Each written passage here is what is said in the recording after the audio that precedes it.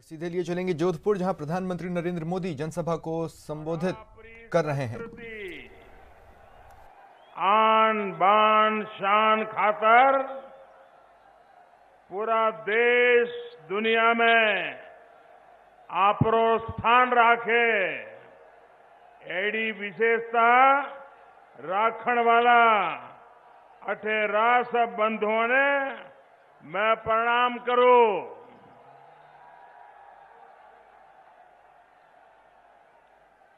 ये धरती संत सुखराम दास जी की धरती है।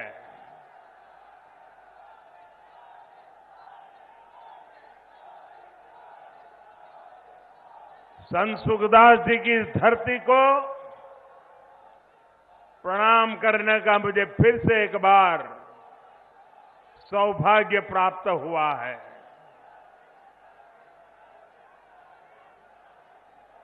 मां चामुंडा जहां विराजमान है, जो मांडव ऋषि की तपोस्थली है, राव जोधा महाराणा प्रताप को प्रेरित करने वाले राव चंद्रसेन जी, दुर्गादास राठौर और अमर सिंह राठौर के शौर्य की गाथा जहां के कण कण में है, जहां प्रकृति और पर्यावरण के लिए जीने मरने वाला एक जीवंत समाज बसता है, जिस मारवाड़ ने देश और दुनिया को व्यापार और कारोबार की सफलता का मंत्र दिया, ऐसी नीली नगरी जोधपुर को मैं फिर एक बार नमन करता हूं। 2 दिन पहले ही परमवीर और जोधपुर की शान मेजर शैतान सिंह का जन्म दिवस था। मैं उनके शौर्य को, राजस्थान के शूरवीरों को नमन करता हूं। जोधपुर की भुजाओं में शौर्य है तो जुबान पर उतना ही मीठापन और अपनापन है। जोधपुर की मिठाइयों के साथ ही यहां की बोली भी उतनी ही मीठी है। प्याज की कचौरी और मिर्ची बड़े,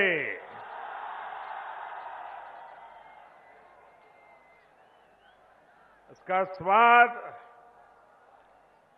देश विदेशों में हर किसी की जुबान पर सुनने को मिलता है। यहां के लोगों की बोली की मिठास के कारण कोई नाराज हो ही नहीं सकता।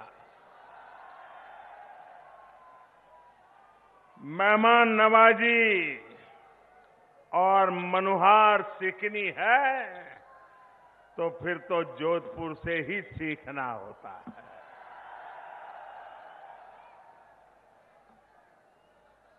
मुझे कभी राजस्थान में संगठन का काम करने का अवसर मिला तो जब जोधपुर के कार्यकर्ताओं से मिलता था तो जोधपुर की मीठी बोली की बात सुनाते थे। वो कहते थे कि सास, मदर इन लॉ घर के बाहर ऐसे कुछ काम कर रही थी और बहू दौड़ती दौड़ती बाहर आई और आकर के कहने लगी, सासू जी चूलो जी मैं बिच्छू जी बैठो जी।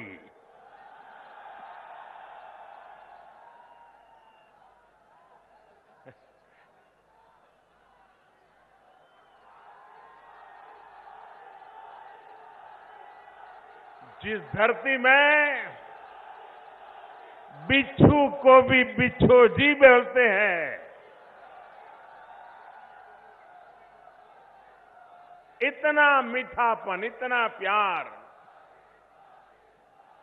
भाइयों बहनों,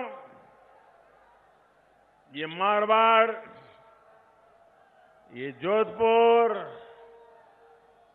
अनेक वर्षों से भारतीय जनता पार्टी का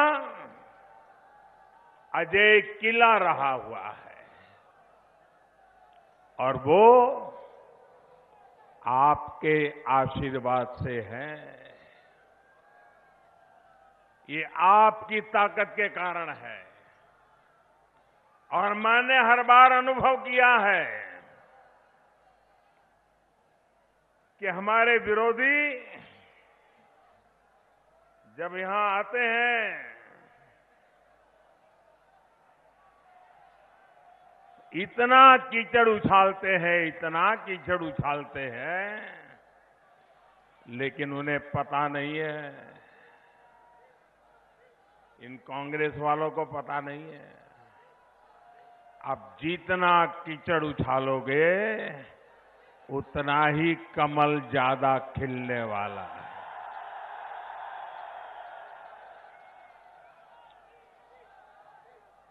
और ये झूठ फैलाने में तो कांग्रेस एक ऐसी यूनिवर्सिटी बन गई है, एक ऐसा विद्यालय बन गया है जहां प्रवेश करते ही झूठ की पीएचडी का अध्ययन शुरू हो जाता है।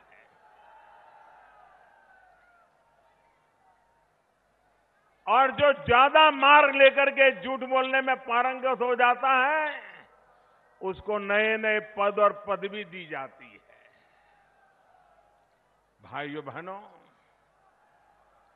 आए दिन झूठ बोलना, जहां मौका मिले झूठ बोलना, बिना सिर पैर के झूठ बोलना, जादूगर की तरह हवा में से झूठ निकालना,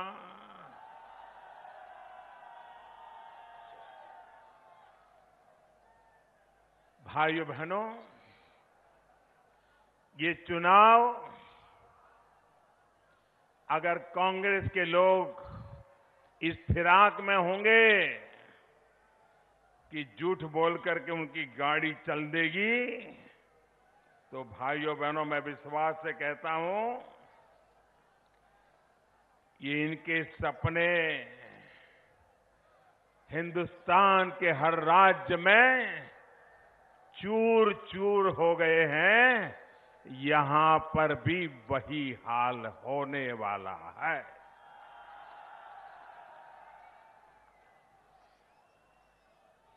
ये कांग्रेस के लोग ये मान के चलते हैं कि राजनीति में कुछ करने की जरूरत नहीं। अरे विकास विकास सब बेकार की बातें हैं। कांग्रेस के एक नेता तो बोलते हैं, अरे विकास छोड़ो भाई, जातियों के समीकरण बिठा दो और वोट के ठेकेदारों को अपना कर लो, गाड़ी निकल जाएगी। क्या देश ऐसे चलने देना है? क्या ऐसे लोगों के हाथ में राजस्थान सुपुर्द करना है? क्या एक ऐसा झूठ चलाते हैं जिसमें उनको कुछ करना ही नहीं पड़े। वो कहते हैं नहीं, कोई भी दिल्ली से जितने पत्रकार आते हैं वो जब यहां के चुनाव का एनालिसिस करते हैं, कांग्रेस के नेताओं से पूछते हैं, जब दिल्ली वापस आते हैं तो हम उनको पूछते हैं कि भाई बताओ क्या खबर लेके आए हो, तो क्या खबर लाते हैं? बोले कांग्रेस वाले तो मौज में है। मैंने कहा किस मौज में है? बोले वो तो कहते हैं कि देखिए भाई राजस्थान की जनता ने तय करके रखा है कि एक बार कांग्रेस एक बार बीजेपी, एक बार कांग्रेस एक बार बीजेपी। और इस वेले बोले इस बार हमारी बारी, हमको कुछ करने की जरूरत ही नहीं है। भाइयों बहनों, ये दिल्ली के मीडिया के दिमाग में ऐसा झूठ भर दिया है, जब मैं उनको याद कराता हूं, इसी धरती ने बैरोसी शेखावत जी को 2-2 बार सरकार बनाने का मौका दिया। और इस बार भी राजस्थान की धरती ये कांग्रेस के झूठ को, ये कांग्रेस के मूर्खतापूर्ण तर्क को किसी भी हालत में राजस्थान स्वीकार करने वाला नहीं है। अगर राजस्थान कांग्रेस ये मान के चलती है कि 5 साल के लोग राजस्थान उनको गिरवी रख देंगे, अरे वो जमाना चला गया।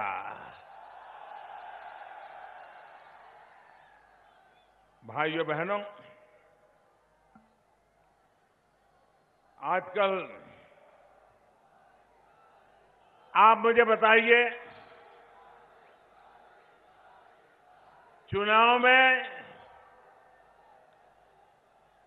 आखिरकार सरकार क्यों बनती है? आखिरकार हम लोग चुनाव में वोट करते हैं, सरकार बनाते क्यों बनाते हैं? हमारी समस्याओं का समाधान हो इसलिए सरकार बनाते हैं ना? कुछ अच्छे काम हो इसलिए सरकार बनाते हैं ना? जहां रोड नहीं है वहां रोड बने इसके लिए सरकार बनाते हैं कि नहीं बनाते हैं?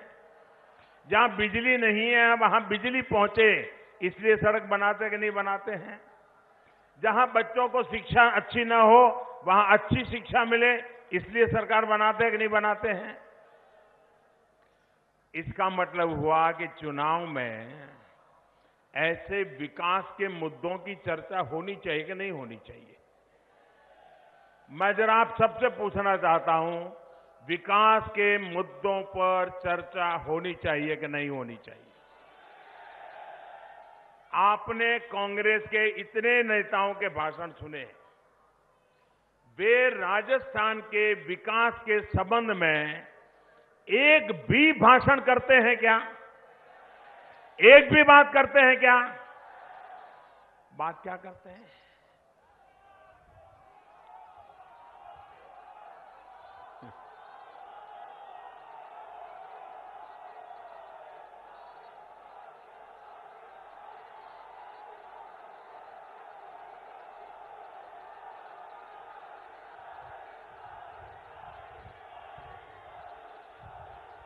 अभी तो उन्होंने एक नई बात कह दी, और ये नामदार है भाई, उनको तो सब कुछ कहने का हक होता है, और हम कामदार रहे, हमें तो सुनना ही पड़ेगा जी। ये नामदार को तो सब कुछ बोलने का हक है। इन दिनों अभी उन्होंने चुनाव में, बताइए, वो कह रहे हैं कि मोदी को हिंदू का कोई ज्ञान ही नहीं है। अरे भाई, मोदी को ज्ञान है कि नहीं है? क्या राजस्थान में इसके मुद्दे पर वोट डालना है क्या? राजस्थान को बिजली, पानी, सड़क के लिए वोट चाहिए कि मोदी को हिंदू का ज्ञान है कि नहीं उस पर वोट चाहिए? वो इसकी बात कर रहे हैं, मैं तो समझ नहीं पा रहा। हां, मैं ये बात जरूर कहूंगा, हजारों साल पुरानी ये संस्कृति है, ये परंपरा है। ऋषियों मुनियों के तपस्या से निकला हुआ ये ज्ञान का भंडार है। हर युग में, हर कसौटी से खरा उतरा हुआ ये हिंदुत्व एक विपुल विरासत है, और ये हिंदुत्व, ये हिंदू का ज्ञान इतना अगाध है, इतना अगाध है, इतना विशाल है, इतना चिर पुरातन है, इतना चिरंजीव है ये इतना हिमालय से भी ऊंचा है, समंदर से भी गहरा है। ऋषि मुनियों ने भी कभी दावा नहीं किया कि उनको हिंदू और हिंदुत्व का पूरा ज्ञान है। किसी ने नहीं किया।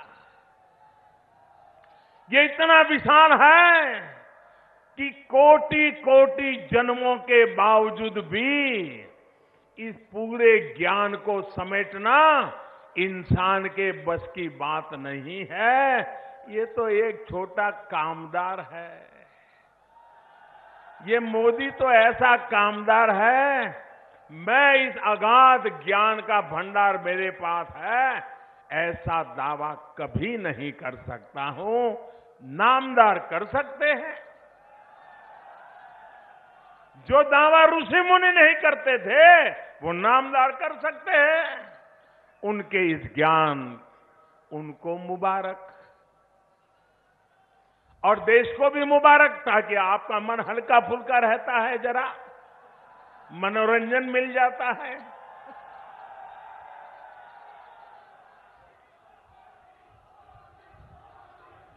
भाइयों बहनों,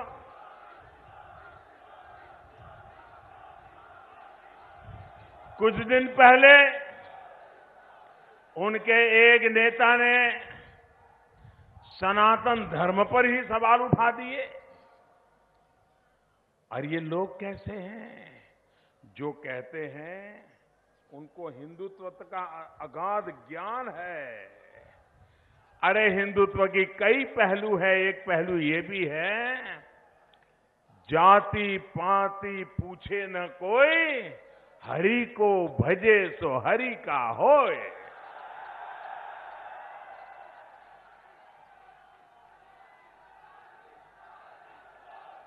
ये हिंदुत्व की एक परिभाषा छोटी सी, छोटा आदमी, गांव का आदमी बता देता है।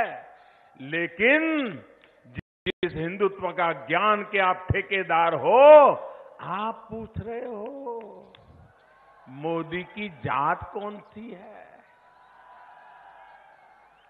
ये कहां से हिंदू सीख करके आए हो भाई? ये कहां से हिंदुत्व का ज्ञान लाए हो? भाइयों बहनों, जो लोग हमें हिंदुत्व की बात करते हैं, मैं जरा उनसे पूछना चाहता हूं, और कांग्रेस को अच्छा लगे बुरा लगे, एक परिवार ने 4 पीढ़ी तक राज किया है, और इस परिवार ने हजारों साल तक ये 4 पीढ़ी के कारनामों का जवाब देना ही पड़ेगा। बच नहीं सकते वो। ये लोकतंत्र में हिंदुस्तान का हक है कि जिन 4 पीढ़ियों ने देश पर शासन किया है, उन 4 पीढ़ियों को जवाब देना पड़ेगा। ये हिंदुत्व के ज्ञानी, जरा मैं उनको पूछना चाहता हूं, देश आजाद हुआ,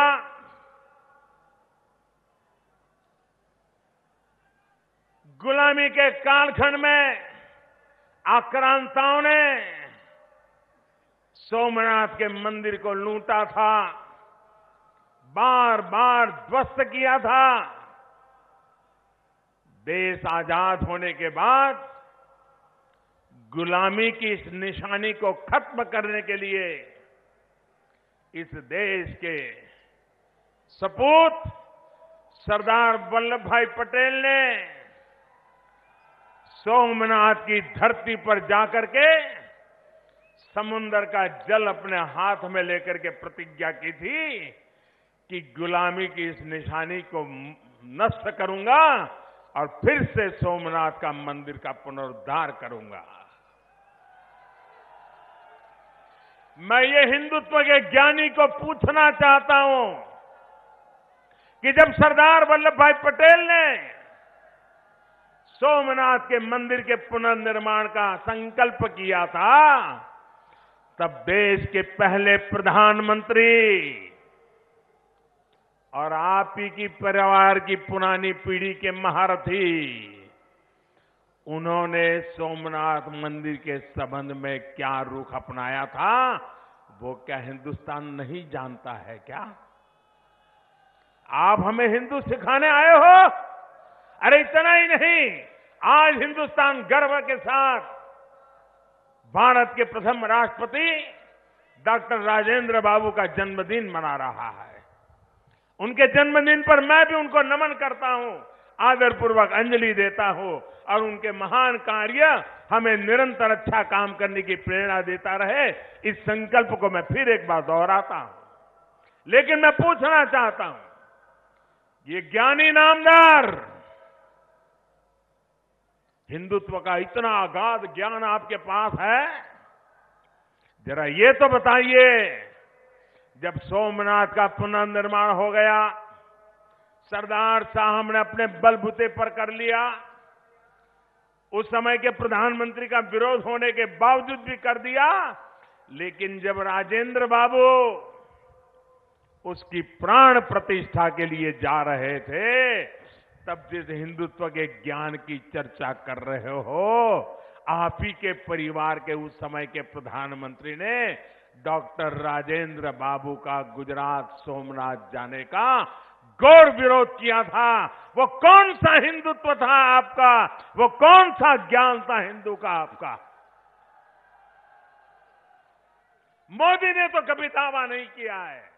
हम तो एक ऐसे सामान्य परिवार से आए हैं, हम किसी ज्ञान का दावा कभी कर नहीं सकते, लेकिन हम इस बात का दावा कर सकते हैं कि 125 करोड़ देशवासी ज्ञान का भंडार है और वही मेरा रिमोट कंट्रोल है, वही मुझे चलाता है और इसलिए मैं सही रास्ते पर चलता हूं।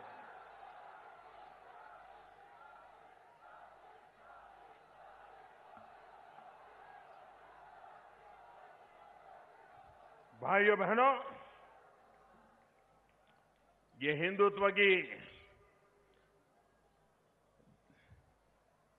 ध्वजा पताका लेकर के आजकल घूम रहे हैं।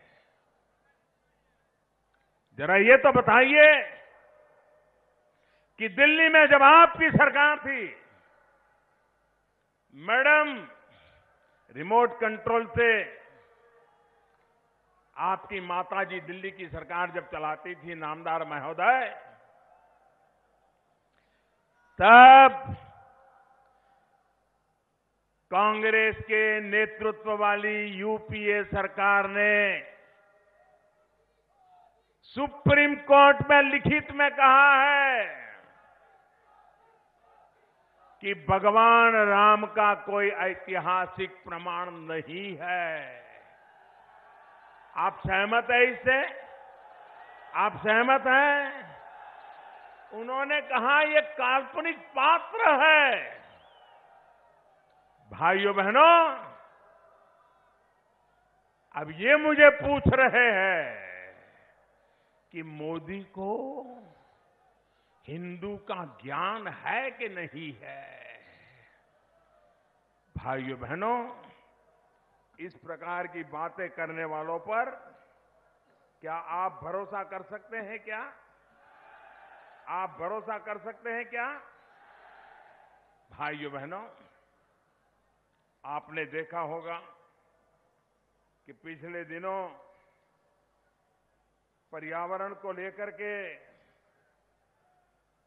हमारे देश को यूनाइटेड नेशन ने एक बहुत बड़ा सम्मान दिया, चैंपियन ऑफ अर्थ। मालूम है ना, लोग कहते हैं देखिए मोदी जी आपका सम्मान हो गया। मुझे लगता है कि दुनिया को पता नहीं है कि मेरी इस राजस्थान की धरती पर ये बिश्नोई समाज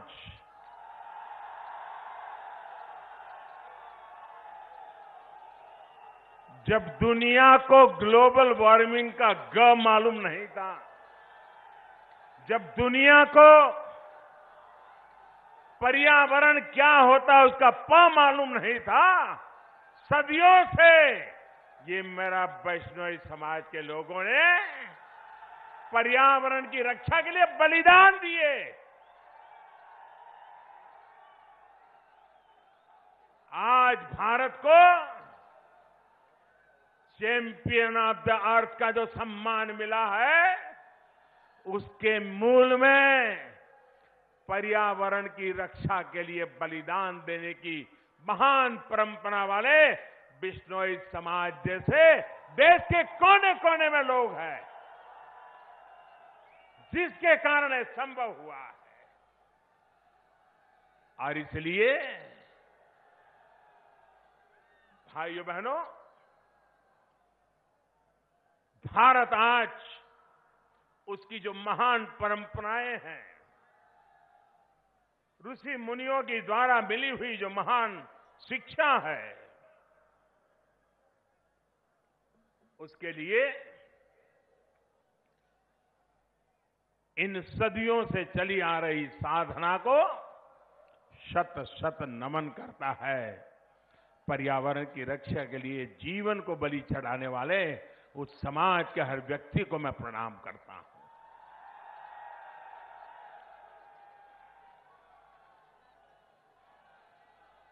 भाइयों बहनों,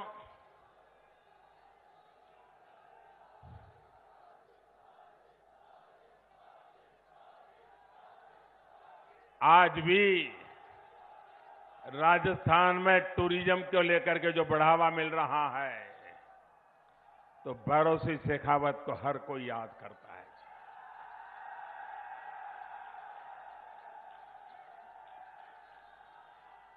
आप मुझे बताइए, मरुभूमि जहां पानी का संकट हो, जहां बड़ा रेगिस्तान हो, और इधर रेगिस्तान उधर पाकिस्तान, यहां के लोगों की रोजी रोटी का सुनहरा अवसर यानी टूरिज्म। आप मुझे बताइए भाइयों बहनों, ये जोधपुर हो, ये पूरा उदयपुर हो, ये हमारा जैसलमेर हो, ये हमारा राजस्थान के किले हो, ये हमारे राजस्थान के महल हो, ये सब मोदी के आने के बाद बने हैं क्या? मोदी के पहले थे कि नहीं थे?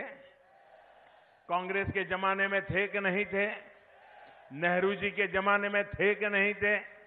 इंदिरा जी के जमाने में थे कि नहीं थे? राजीव जी के जमाने में थे कि नहीं थे?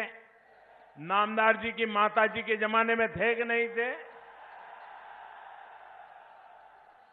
उसके बावजूद भी हिंदुस्तान में टूरिज्म क्यों नहीं बढ़ रहा था?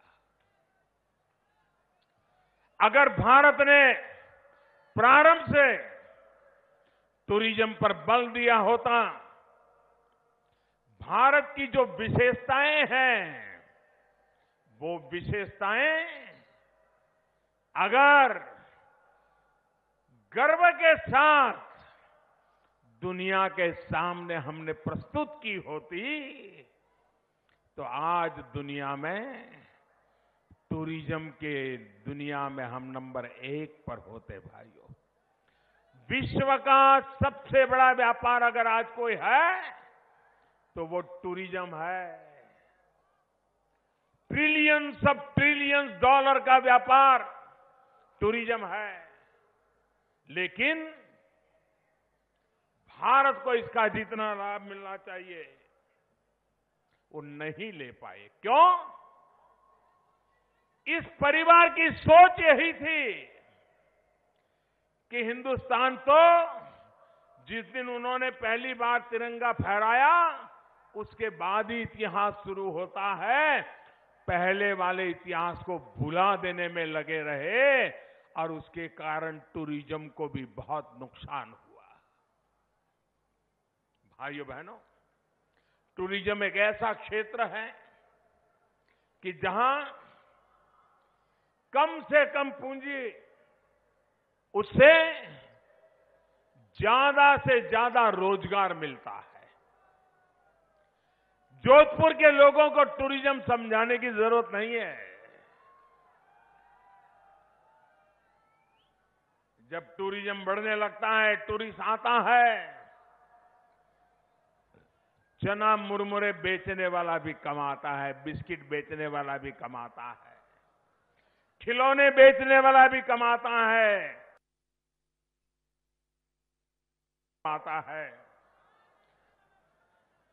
भाइयों बहनों, टैक्सी वाला भी कमाएगा, ऑटो वाला भी कमाएगा, गेस्ट हाउस वाला भी कमाएगा, छोटे मोटे होटल वाला भी कमाएगा, अरे चाय वाला भी कमाएगा।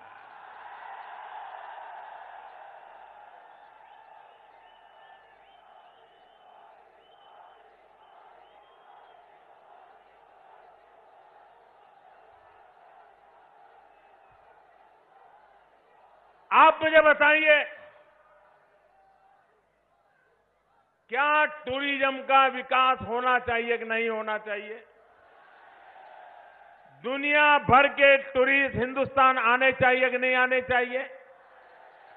दुनिया भर के टूरिस्ट जोधपुर आने चाहिए कि नहीं आने चाहिए?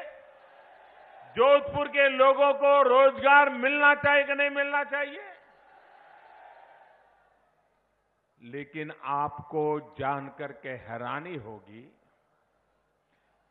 जब उनकी सरकार थी तब हमारे देश में टूरिज्म का विकास 4%, 5% से ऊपर नहीं जाता था। आज मैं गर्व के साथ कहता हूं कि आज भारत में टूरिज्म का ग्रोथ 10-15% पर पहुंचा हुआ है, 3 गुना 4 गुना हो गया है। आप मुझे बताइए, जो टूरिस्ट डेस्टिनेशन है राजस्थान, उसको इसका लाभ मिलेगा कि नहीं मिलेगा? मिलेगा कि नहीं मिलेगा? भाइयों बहनों, पिछले वर्ष 1 करोड़ टूरिस्ट हमारे देश में आए हैं। 1 करोड़। हिंदुस्तान को बदनाम करने के लिए विदेशों में जाकर के गाली गलौज करने वाले नेताओं को हम भली भांति जानते हैं। उसके बावजूद भी दुनिया ने हिंदुस्तान की ताकत को माना है, हिंदुस्तान की ताकत को स्वीकार किया है और हिंदुस्तान के आकर्षण बढ़ता चला जा रहा है।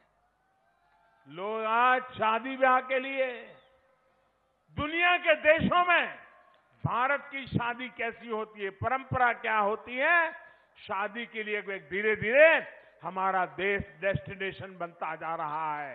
चाहे गोवा हो, केरल हो, राजस्थान हो, लोग यहां मुड़ रहे हैं। भाइयों बहनों, टूरिज्म की एक पहली शर्त होती है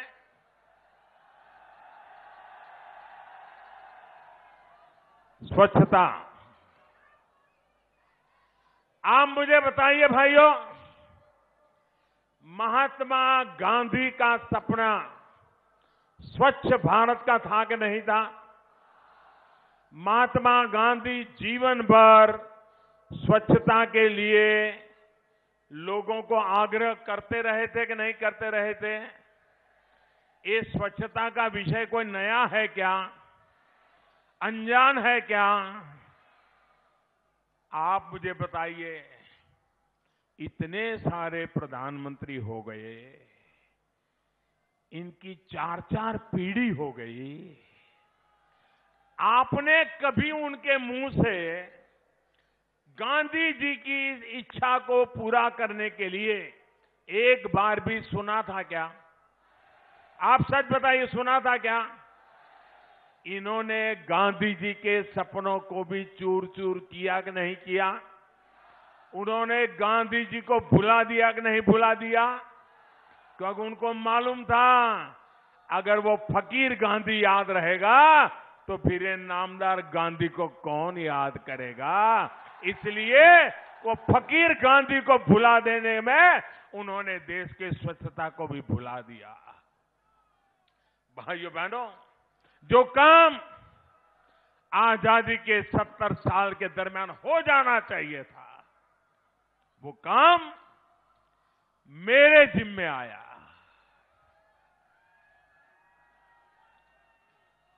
लोग हैरान हो गए कि पहले की तो सरकारें आती थी, बड़ी बड़ी बातें करती थी,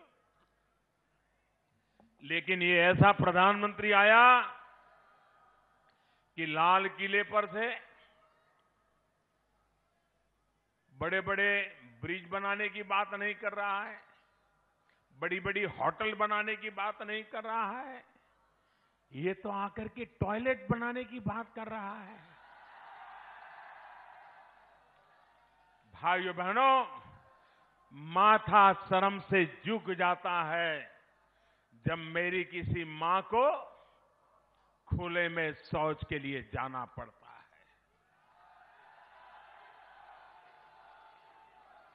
आप कल्पना कर सकते हैं, जरा पल भर के लिए सोचिए, जो मां जिसके घर में शौचालय नहीं है, उसको प्राकृतिक काम के लिए जाना है, या तो वो सूरज उगने से पहले अंधेरे में जाकर के अपना निपट के आ जाती है, और अगर दिन में कभी जाना पड़ा तो दिन भर वो मुसीबत झेलती है, कष्ट झेलती है, अपने आप को रोक के रखती है, और जब शाम को सूरज ढलता है उसके बाद वो जाती है, उसके शरीर पर कितनी तकलीफ होती होगी। क्या किसी सरकार को ये देखने की फुर्सत नहीं मिली? आप मुझे बताइए, हमारी माताओं बहनों को सम्मान मिलना चाहिए कि नहीं मिलना चाहिए? शौचालय जैसी एक व्यवस्था हमारी माताओं बहनों को उपलब्ध होनी चाहिए कि नहीं होनी चाहिए? इतनी सरकारें चली गई, उनको ये जरूरी नहीं लगा। और जब मैं टॉयलेट की बात कर रहा था तो जो नामदार आज मेरी जाति को लेकर के मजाक उड़ाते हैं, जो मेरे हिंदू के ज्ञान को लेकर के मजाक उड़ाते हैं, वही कभी योग के लेकर के मजाक उड़ाते थे, वो टॉयलेट और स्वच्छता को लेकर के भी मजाक उड़ाते थे। लेकिन उनको पता नहीं था कि स्वच्छता का अभियान ही है जिसने हिंदुस्तान में टूरिज्म को 10% बढ़ाने में बहुत बड़ा योगदान दिया है, जिसने देश के लाखों नौजवानों को रोजगार के नए अवसर दिए हैं। भाइयों बहनों, आप मुझे बताइए, और मैं वसुंधरा जी से भी अभिनंदन करना चाहूंगा तो उन्होंने भी भारत सरकार के इस अभियान को इतनी ताकत दी, राजस्थान में इतना बल दिया कि देश में हमने 9 करोड़ शौचालय बनाए। 4 साल में 9 करोड़ शौचालय, ये छोटा आंकड़ा नहीं है भाई। और हमारे राजस्थान ने भी 80 लाख से ज्यादा टॉयलेट बना करके ये माताओं बहनों को इज्जत देने का काम किया है।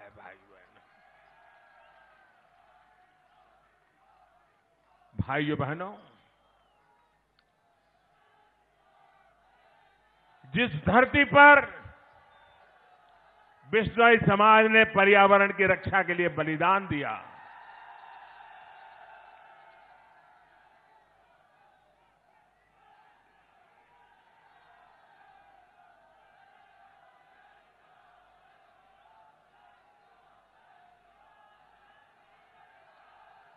यहां पर प्रकृति की रक्षा, पर्यावरण की रक्षा, जैसे लोग बिश्नोई समाज को याद करते हैं, वैसे ही जब गौरक्षा की बात आती है, तेजाजी महाराज को कोई भूल नहीं सकता।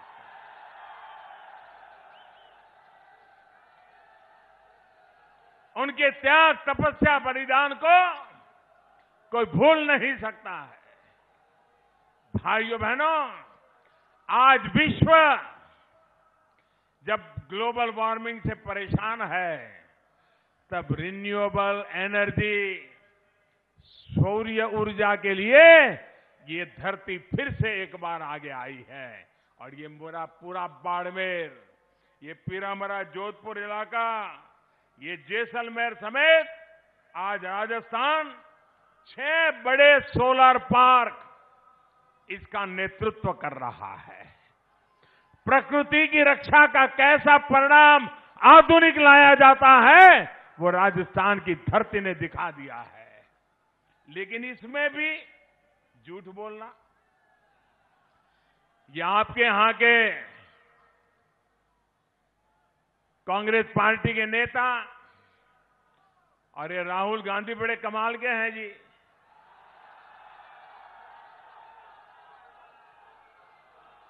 उनकी झूठ बोलने की ताकत इतनी है कि यहां आते हैं तो इनको मुख्यमंत्री बताते हैं, वहां जाते हैं तो दूसरे को मुख्यमंत्री बताते हैं, आदिवासियों के बीच जाते हैं तो तीसरे को मुख्यमंत्री बना देते हैं।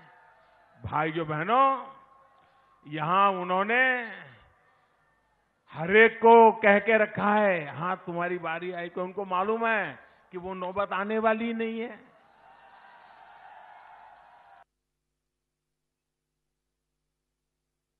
भाइयों बहनों, राजस्थान में 7,000 मेगावाट सोलर एनर्जी और पिछले 4 वर्ष में डबल करने का काम हमारी बहन वसुंधरा जी ने करके दिखाया है। ये सिर्फ राजस्थान की नहीं, पूरी मानवता की सेवा का काम हुआ है। लेकिन भाइयों बहनों, ये आज किसानों के नाम पर जो घड़ियाली आंसू बहाते हैं, वो जरा राजस्थान के इस इलाके में जाकर के देख के आए कि दिल्ली से खासम खास लोगों ने आकर के मुफ्त के दाम यहां के किसानों की जमीनें हड़प की है कि नहीं की है? मुफ्त के दाम ले लिया है कि नहीं ले लिया है?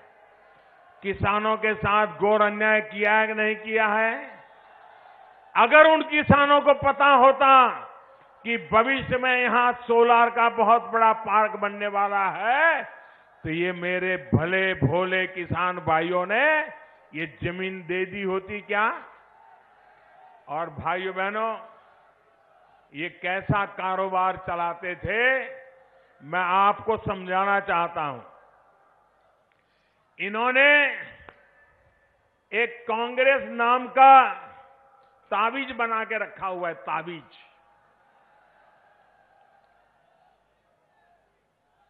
और जो गलत काम करते हैं, बुरा काम करते हैं, सरकारी खजाने से लूट चलाते हैं, बैंकों से पैसे मार लेते हैं, उनको कुछ करने की जरूरत नहीं। एक कांग्रेस का ताबीज बांध दो तो उनको एक रक्षा कवच मिल जाता था। वो लूटते रहते थे, मौज करते रहते थे, न बैंक कभी उनसे पैसे मांगती थी, न बैंक के पास कोई पैसे मांगने की व्यवस्था थी। भाइयों बहनों, देश आजाद होने के बाद देश में जितना पैसा बैंकों से लोगों को दिया गया, उससे ज्यादा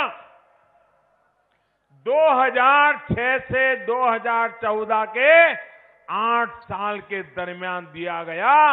अरे ले जाओ, लूटो, बस हमारा करते रहो। टेलीफोन करके बैंकों को लूटा गया। नामदार के टेलीफोन जाते थे और बैंक से पैसे दिए जाते थे।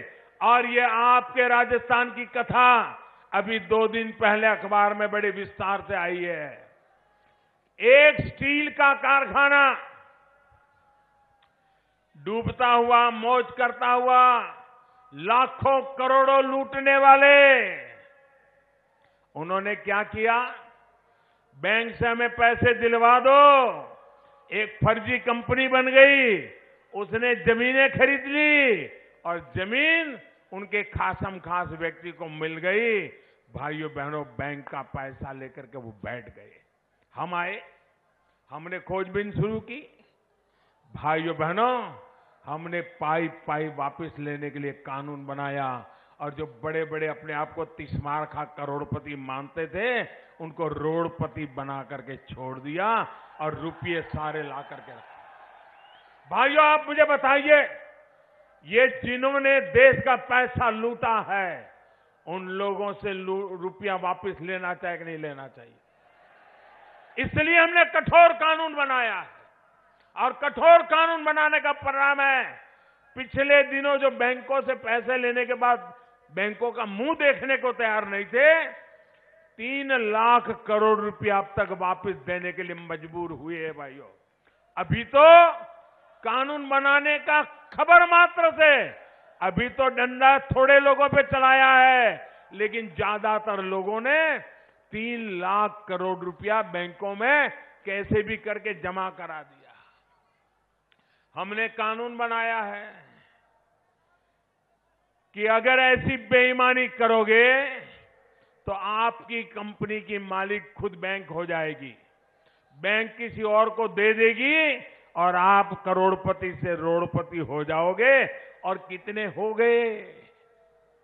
दिवालिया कानून ऐसा कठोर बनाया, उसके बाद भी पैसे नहीं देते हो तो आपकी और भी कोई कंपनी होगी जिसने एक भी रुपया नहीं लिया होगा, उस कंपनियों को भी सरकार जब्त कर लेगी।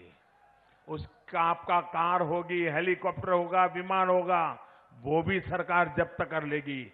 इतना ही नहीं, दुनिया के किसी देश में आपकी संपत्ति होगी उसको भी सरकार जब्त करेगी और इसलिए लोग कांप रहे हैं। भाइयों बहनों, जिन्होंने मिली भगत करके 70 साल तक मौज की है, आप मुझे बताइए वो 1 मिनट भी मोदी को पसंद करेंगे क्या? वो मोदी को चाहेंगे क्या? भाजपा की नैतिकता वाली सरकारें चाहेंगे क्या? और इसलिए मैं कहना चाहता हूं भाइयों बहनों, आप भारतीय जनता पार्टी को मजबूत बनाइए। राजस्थान में फिर से एक बार हमें सेवा करने का मौका दीजिए। मैं आपको विश्वास दिलाता हूं, आपने पिछले 70 साल में जिन चीजों के सपने देखे हैं वो आने वाले दिनों में पूरा करने में मैं सफल होकर रहूंगा। ये मैं आपको वादा करने आया।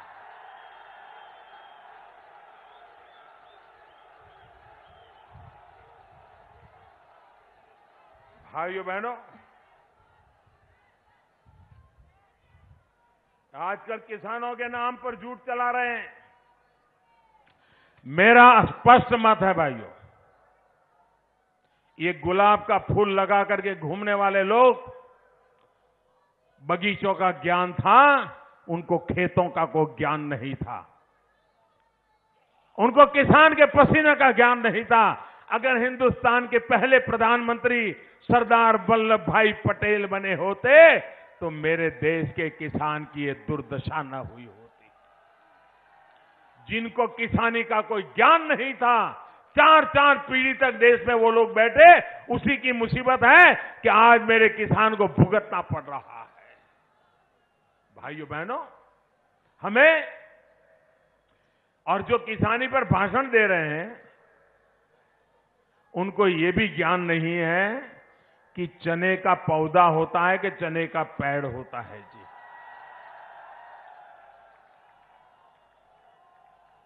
जो तिल और सरसों में फर्क नहीं कर पाते वो हमें किसानी का ज्ञान देने निकले हैं। क्यों डूबा किसान? स्वामीनाथन कमीशन ने 2006 में रिपोर्ट दी थी कि किसान को उसकी लागत का 1.5 गुना देना पड़ेगा, तब जाकर के किसान मुसीबत में आया। मुझे बताइए, 2006 में जो रिपोर्ट आई वो 2006 में लागू करना चाहिए था कि नहीं करना चाहिए? करना चाहिए था कि नहीं करना चाहिए था? उन्होंने किया था 2007 में किया था, 2008 में किया था, 2009 में किया था, 10 में किया था। भाइयों बहनों, जब तक हमारी सरकार न आई तब तक वो फाइल वैसी की वैसी पड़ी हुई थी, सड़ रही थी। नहीं किया। अगर उस समय कर दिया होता तो मेरे किसान को कोई मुसीबत ना होती, आज व्यवस्था बन गई होती। हमने आकर के वादा पूरा किया। आज किसान की लागत का 1.5 गुना करने का पहली बार आजादी के बाद किसी ने फैसला किया तो आपके एक वोट ने किया है भाइयों। आपके वोट की ताकत है। आपने मुझे वोट दिया, आपने मुझे जिम्मेवारी दी, मैंने जिम्मेवारी को निभाया और मेरे किसानों को 1.5 गुना उनकी लागत कीमत पर एमएसपी देने का फैसला कर लिया। भाइयों बहनों, आप मुझे बताइए, जब ये गहलोत जी की सरकार थी, यूरिया ब्लैक में बिकता था कि नहीं बिकता था? यूरिया लेने के लिए रात को कतार में रहना पड़ता था कि नहीं रहना पड़ता था? यूरिया पाने के लिए गए हुए किसानों पर लाठीचार्ज होता था कि नहीं होता था? आज यूरिया के लिए कोई कतार नहीं है। यूरिया कहीं ब्लैक में नहीं बिकता है। यूरिया जब चाहे जितना चाहे किसान को उपलब्ध है। कैसे हुआ भाई? इसका कारण यही है, मोदी ने चोरी पर ताले लगा दिए। पहले किसानों के नाम पर यूरिया निकलता था, केमिकल के कारखानों में चला जाता था और केमिकल वाले दूसरी चीजें बना करके अपना पैसा कमाते थे। किसान मेरा यूरिया के बिना मरता था और सब्सिडी की चोरी होती थी वो अलग। हमने यूरिया का नीम कोटिंग कर दिया, यूरिया पर नीम की फली का रस लगा दिया। अब यूरिया सिर्फ और सिर्फ खेत में काम आ सकता है, वो किसी कारखाने में काम नहीं आ सकता। यूरिया की चोरी बंद हो गई और मेरे किसान को यूरिया पहुंचना शुरू हो गया। भाइयों बहनों, इतनी बड़ी मात्रा में देश की भलाई के लिए हमने काम किए हैं और तब जम करके मैं आपको आग्रह करता हूं कि आप 7 तारीख को भारतीय जनता पार्टी को पूरी ताकत के साथ समर्थन कीजिए। फिर एक बार भारतीय जनता पार्टी की सरकार बनाइए ताकि आप हमारे से भी काम का हिसाब मांग सको। ये नामदार से तो कभी हिसाब नहीं मांग पाओगे। उन्होंने 4 पीढ़ी का हिसाब नहीं दिया है भाइयों। हिसाब देंगे तो हम देंगे। और इसलिए मैं आपसे आग्रह करने आया हूं कि आप भारतीय जनता पार्टी के हमारे सभी उम्मीदवारों को विजयी बनाइए। मैं एक बार मेरे सभी उम्मीदवारों को याद करता हूं। सूरसागर से हमारे सबसे वरिष्ठ नेता श्रीमती सूर्यकांता जी, भोपालगढ़ से श्रीमती कमसा मेघवाल जी, ओसिया से श्रीमान भेराराम सियोल जी,